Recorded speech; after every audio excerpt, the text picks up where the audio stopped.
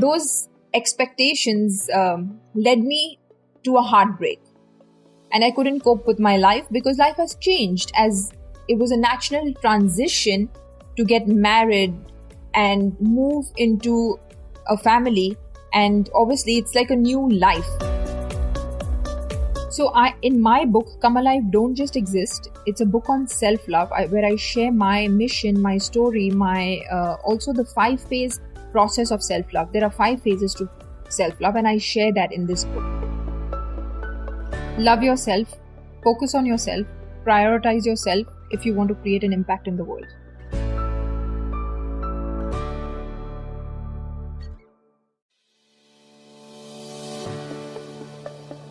Hey, my dear listeners, welcome back.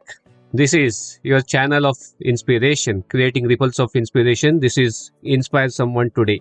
I came across this quote and got intrigued that I got to connect with this speaker whom we are having today as a guest. The quote goes something like this: success is something you attract by the person you become. It is your dedication to consistently grow yourself that will yield you the life you desire. And I was wondering who is behind this particular quote, and that led me to this wonderful human being who is a multifaceted individual, wears multiple hats, a business leader, entrepreneur, author, coach, wife, daughter, a devoted mother of twin daughters. With great pleasure, I welcome Anand Mirchandani on Inspire Someone Today.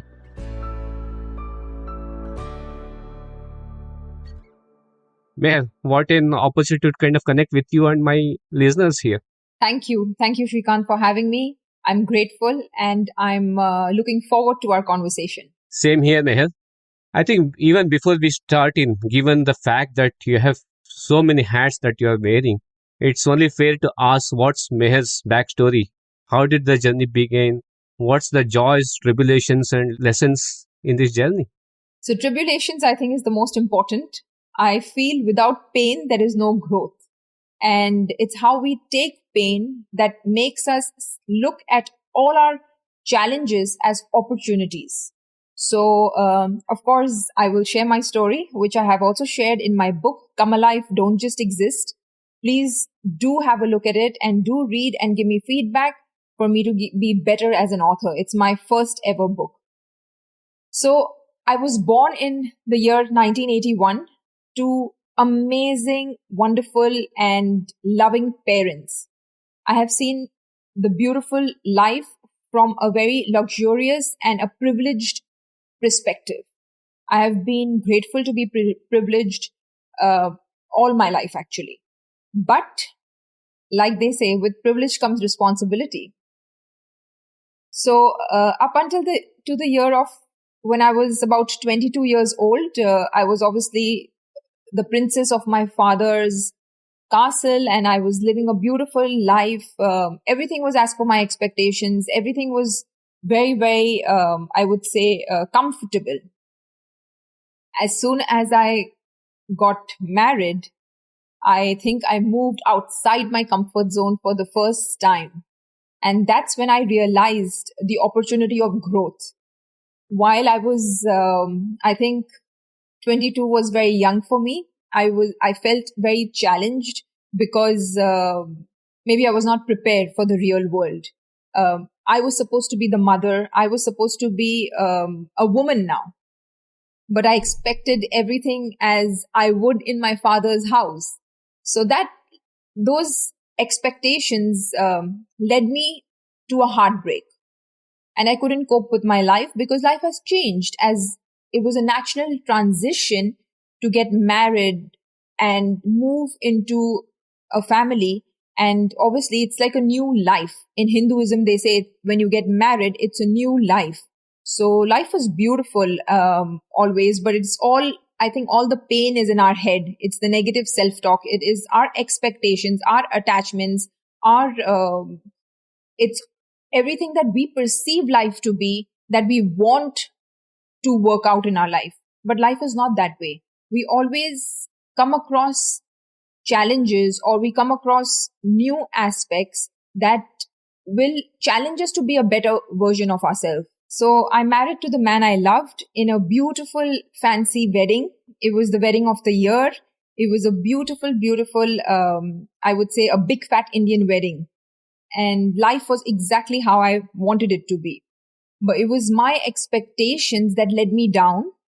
Like the woman has a role, after she gets married, a man has a role. And while my husband was doing his role, I was doing my role. But initially, at such a young age, it was, I think, my expectations and the life that I was leading didn't match. And that led me to pain in my head. Because of that pain, I started a lot of negative self-talk, a lot of expectations being let down, and a lot of disappointments. I went to the lowest point in my life. It was everything internal, nothing external actually. And internally, I started feeling a lot of pain, a lot of challenges, and I didn't know how to get out of it. Though I have a spiritual master, and they always proposed to us to meditate, I was still not meditating. I also started learning theta healing, but I didn't practice it. Like they said, anything you learn, anything for you to become better, you need to practice something. You need to acquire skills, but you need to practice it. So I had all the knowledge, but I was not aware. I had all the tools, the skills, but I was not practicing it. So it was, I think, the delay of realization and transformations from what transformation was from my side. So I lived in a lot of pain for about 13 early years of my life. And finally, I think through meeting the right people, I joined this business entrepreneurship group called the Entrepreneurs Organization. I did a lot of learning, more learning. And learning gave me the awareness to understand that why we are here. It gave me and showed me new perspectives to life. Conversations with people made me realize that I can also lead a beautiful life if I change the way I look at things. So it was about the shift that had to happen for me to become aware and lead the life I was meant to lead. And I started work on myself by connecting to myself. I started looking inwards. I started seeing what I was not seeing before. Because the relationship that you have with yourself determines the quality of every other relationship in life. The more you connect to yourself, the better your relationship will be with yourself. It's exactly like the courtship with another. The more time you spend with someone else, the more you know them. You get better at knowing them, and then you can address their likes, their needs, their wants, their preferences, and have a beautiful relationship with them. It's exactly with ourselves. And I also believe to be a compassionate leader, I lead my family business, which is real estate. It's called the Manrre Logistics Fund. I'm a director on that. And I also have an asset management company called the Palmon Group here in the UAE. I have a lot of people who look up to me to be inspired, I would like to say. And I can only inspire them when I am inspired, when I am working on myself to be the best version of myself every single day. Quite a lot of points, very intriguing points. One element that you mentioned, that when you came out of your comfort zone after getting married into your husband's house, there was one change that you went through. Then when you kind of look deep inside and you reflected on that, then there was another breakthrough. That particular incident happened. So for these breakthrough events to happen, one of my earlier guests did mention about this whole process that he practices, which is called as self-inquiry. Just going deep inside and checking on who you are, what you do, what's the purpose, things like that. So is this a method to this whole element of, okay, let me go deep inside and figure out who I am? Or does it also kind of give one an image that, okay, you're way too selfish because you're concentrating only on yourself? So I agree with your friend. And I believe that we have to first look inside to be able to help anybody. You cannot give from an Mm-hmm. empty glass. Only when your heart and soul will be full can you actually give unconditionally to everybody around you, be it your parents, your children, your team members, your husband, your father, whoever it is. So for us to work on ourselves is imperative. If you don't work on yourself, you will never be able to give that kind of love, empathy, compassion to your family members or to your So, team at Meher, work. for So listeners listening to this particular conversation, what does work on yourself mean? What are, say, three or four things that people can do to start working on themselves? absolutely, number one is meditation. If you don't meet yourself every single day in the morning like you meet other people, set a time to meet the most important person in your life Hmm. every single day and see the magic. When you meet people, you know them, you want to work with them. It's exactly the same. Set an alarm for meeting yourself every day in the morning. That's number one. Number two is reading, learning. Reading and learning actually help us reprogram our subconscious programming. So that helps us view life and instances in a new perspective. Again, when we know better, we can do better. So that helps us boost our confidence. It helps us understand how people operate. It validates our thoughts. It gives us new information. So learning and reading something early in the morning, besides your career, it could be a self-development book, it could be a spiritual book, it could be something besides your career book, I would say. So that will help you elevate your energy and also elevate your mindset. Then it is journaling. Writing the first thoughts on paper in the morning will help you release anything you have. You can journal forgiveness, you can journal gratitude, you can journal anything you want, anything that comes in your mind. You can go freestyle or you can buy any kind of journals from what is available in the market and journal, because that will help you release and also set the intention for the day. What would you like to achieve? And it will also act as affirmations for you. So journaling is extremely important. That's three. Number four is exercise. When you exercise, you release those hormones, those dopamine, and you increase your level of happiness. So it's as simple as that. If you can do the four things, even 5 minutes a day, if you can start, give yourself 20 minutes a day, you will see a huge shift There in you your go, life. listeners. That's a 20-minute drug for you every morning. Meditate, read, journal, and exercise. Absolutely. Wonderful. Meher, you do talk Yes. about lot many things around self-love and the power of letting go, the positive self-talk and affirmations. What has been your own experience of it? Why should one go down this path of self-talk, self-positive talk and affirmations? And what have you seen as a resultant of somebody practicing these?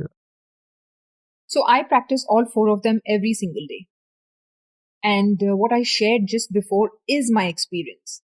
I was a new me. I was transformed after I started doing these practices every single day. So my personal experience is that it gives me a lot of peace in the morning. It puts me in the right frame of mind. It sets the tone for the day. And then, you focus on what is important to you. Everybody behaves around you. I mean, we live in a world where we have so many people and so many energies, be it in the house, be it at work. We have so many people, so many energies, so many belief systems, and we walk with them in this beautiful life. But if we are not centered and we are not aligned to the seat of our soul, we will be swayed one way or the other by people's comments, people's attitudes, people's behaviors, people's energy. So we don't want that. And in order to stay away or let those things don't affect you, you must work on yourself. This is what I call working on yourself. because you want to be your own person. You want to be completing your work here on this earth. You want to be enjoying your life. If you let other people's comments or energies or behaviors affect you, then you will In not lot be able many to ways, achieve this is anything. creating insulation around you to keep yourself away from lot of the negativity, lot of the cynicism around you, and help you to kind of thrive forward. Right? And you Correct. did speak about journaling. I think we all have heard about journaling techniques. Maybe if there are some elements of it, what does good journaling look like? How can one practice this journaling tradition? So in my book, Come Alive Don't Just Exist. It's a book on self-love where I share my mission, my story, also the 5 phase process of self-love. There are 5 phases to self-love, and I share that in this book. So I have a journal. I have a 90-day journal behind the book, which is an activity, of course, which you have to fill in. And that is a self-love journal. So there are 3 things grateful for, 3 things you want to achieve, 3 things you learned, and what made you alive. So, so there's always I think, some starters in most of the journals, and it could be a gratitude journal, it could be a forgiveness journal. I mean, I would say start with whatever suits you, what you are comfortable with. And then you can embark on the journey of journaling, even freestyle journaling. Just take a nice book and keep writing in the morning. Do what suits you, but start. You have to start somewhere. And of course, there is a downloadable version on my uh, website, which is mehermirchandani.com. Please feel free to download. There's a 7-day challenge. There's a 30-day challenge. Download it and message me. I'll be more than happy to assist you how to journal. That's a great gesture. We'll make sure that we'll carry all of these links in the show notes. We'll talk about Meher, the author now. You have been a first time author, wonderful book, Come Alive Again. What prompted you to take down this path of being an author, and what has been the experience so far? And I believe you're on your journey to write book number 2. Correct. So the path of an author was actually something I'd never imagined in my life. I never imagined to be an author. But I had stories to tell. After I transformed, I saw magic. And when I saw magic, I couldn't keep it to myself. I needed to share it with the world. I wanted to share with people so they can learn and they can also benefit from my pain. They can benefit from my evolution and they can benefit from my story. So the book is a pure act of sharing knowledge and sharing experience. I've done it in the most authentic way. I've been very open and naked in my book to be able to share my personal, basically what goes on in my head, what's going on in my heart and soul. I've shared very authentically, just so people can benefit from it. And of course, that led me to a beautiful journey because writing is so beautiful. Like when you're able to express your heart and soul, it's just such a beautiful process. And that itself was another transformation for me. I didn't even know I could write until I actually wrote. So once I had done that and published it, I was like, oh my God, I want to say more. And then I was like, okay, I want to talk more on the leadership side. That what does love and how does love play a role in my leadership? Or how does love play a role in any leadership and how can it impact your organization and your team members? And this is what I write in my second book. Here we go, listeners, with Meher Mirchandani on Inspire Someone today, and we are stepping into the power of 3 round. Meher, 3 word of wisdom that you will share with your older self. Love yourself, focus on yourself, prioritize yourself if you want to create an impact in the world. That's a good start. 3 practices that are very unique to Meher. I don't know if it's unique, but I always meditate. I never leave the home without meditation. I never leave my house without my meditation. Reading is something I do every single day. And my prayers. Nice. Three best insights that you have received so far from your teachers, mentors, coaches. Best insights. So I think I learned what I have said in the quote that you started with. Success is something you attract by the person you become. I've learned it from someone, but I'm not sure who. And that's the biggest learning for me in my life. The second is the relationship that you have with yourself determines the quality of every other relationship in life. So those are the two most important takeaways of my life, and I will never forget them. So it's with my readings of these beautiful books that people have written out there that I've learned this. So I'm grateful to all the books, all the authors I have, of course, read, and my spiritual master as well. Great. So if there's no limitation and if you were to invite anybody in this world for a lunch or dinner with you, who would those three individuals be and why, Meher? I'm very intrigued by Mother Teresa, like her nature of giving selflessly. Whatever I have read about her, I would have loved to meet her and understand that, how does she operate with giving so much? How much love does she have for herself? I would love to ask her that question of the relation between the self and giving others. Anybody else? Three individuals. I think she is, of course, one of the ones I look up to. I love the story of Oprah Winfrey. I would love to, the way she interviews people, I would love to interview her, the success story, because she herself is a success story from the painful background that she came to the fame that she has received. True. It's again a beautiful journey. Right. And three book or podcast recommendations for all of our listeners. So the three books are always on my bedside. Solve for Happy, The Miracle Morning, and The New Earth by Eckhart Tolle. Actually, I have more, but these three are really awesome. Wonderful. The Power of Now is amazing as well. Mm-hmm. Well, you mentioned something that's caught my attention, which is enhancing relationship with self. I think that's where we always pivot back to. When something goes wrong, we get into our shell or we kind of react to it in a different way based on our own construct. What practices would you recommend for people to start loving with themselves? What practices they can adapt to enhance the relationship their own self? So you cannot love somebody you don't know. Knowing yourself is number one in order to fall in love with yourself. So you have to know yourself. For that, you have to spend time with yourself. So you can either sit in silence, you can do guided meditations, you can do any kind of meditations, you can do chanting. There are lots of ways to connect with yourself in the meditation style.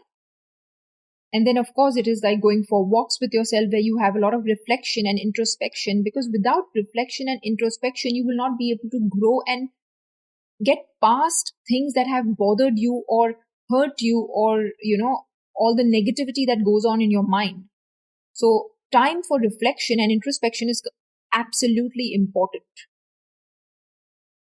And so these are the two things. I also believe that having a vision for life, having a vision for all areas of your life is very, very important.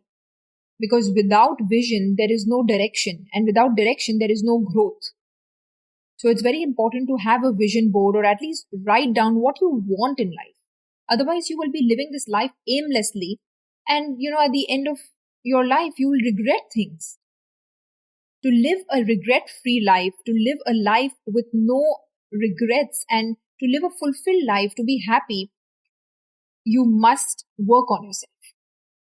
We come back to the same point. Yes. And working on yourself is connecting to yourself, reflection, meditating, learning, growing yourself. Because your growth does not have to stop when you stop learning at school.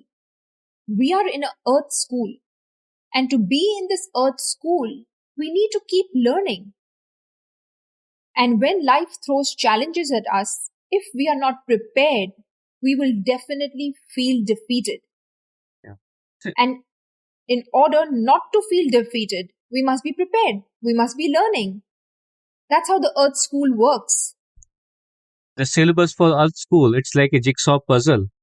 Once you kind of know all the pieces of it, bring it together, then you will see beautiful things right in front of you. Absolutely. And I'm sure lot many people listening to this would have this question right on top of their head is how do you juggle these many roles in a given 24-hour day? So it's about prioritization and planning. So I would say two P's to be able to manage your day and life well. Prioritization and planning. Prioritize yourself. Prioritize what is important to you. And plan to achieve those things. What is important to me is my clients. So I start my sessions, my coaching sessions at 8 a.m. and I start my work, which is my day job, at Manrre Logistics Fund and Palmon Group by 9:30. And I go up to 4:30. After 4:30, I'm only with my children because I want to be connected to them. I want to spend time with them. I want to be the mother they want me to be. And I want to enjoy the journey of parenthood. So from 4:30 to 8:30, I'm only with them. So the 4 hours of undivided attention is what I plan to give them every single day. And after that, of course, if I have any social commitments or I need to look back at some work or the relationship with my husband, that's what I built. So it's a very planned and routine day, but at least for the 5 weekdays, I feel very fulfilled. And does being on top of each of these elements, being the coach, the best mom, the best colleague, does it put lot of stress on you? How do you manage these emotions of managing multiple things and being on top of it and still love the person that you are? So if you enjoy the journey, then it's not a pressure, right? Because you're enjoying the journey. You're enjoying every step of the journey. So it's not a pressure. You don't get burnt out. I hear so many people talking about burnout, like, oh, I'm so burnt out. But if you love what you do and you're in love with your life, then you never burn out. Because you're so excited. You're intrinsically motivated to perform your best every single day. So that's the difference between enjoying your life, being connected to yourself, also loving what you do.